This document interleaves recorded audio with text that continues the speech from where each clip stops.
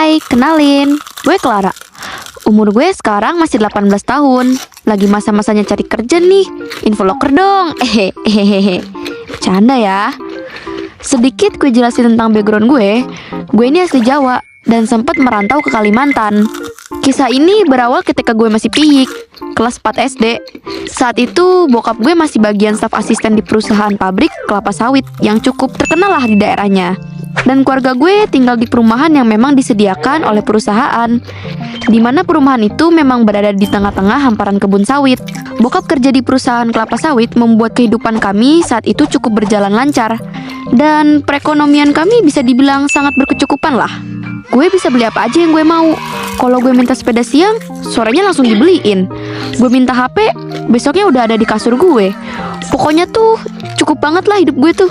Dan bokap gue ini seorang yang cerdas. Jadi beliau sering banget dapat bonus berkat kecerdasannya dan keuletannya dalam bekerja. Bokap gue juga orang yang tegas dan selalu mengerjakan sesuatu sesuai deadline. Best lah pokoknya. Disinilah hal buruk dimulai.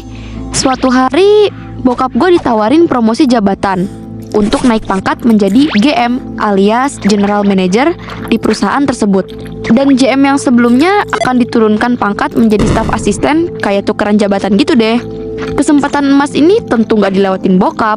Bokap gue pun setuju, karena ini peluang besar dan bisa jadi lompatan besar buat karirnya.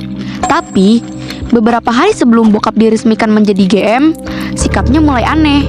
Bokap gue tiba-tiba jadi sering diam, mendadak stres, pandangannya kosong, gak ada semangat hidup, bahkan sering semedi dan ngobrol sendiri. FYI, semedi yang dimaksud di sini beliau diam aja tanpa memikirkan dan mencemaskan kehidupan gitu ya, kayak makan atau mandi.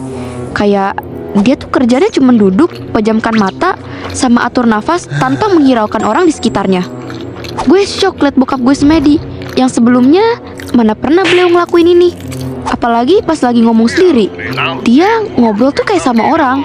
Tapi kita sekeluarga gak ada yang lihat dia ngobrol sama siapa. Awalnya kita kira mungkin emang bokap lagi banyak tekanan karena beradaptasi dengan tanggung jawab baru. Jadinya beliau kecapean dan kita mutusin buat kasih bokap waktu istirahat dulu. Tapi ternyata salah.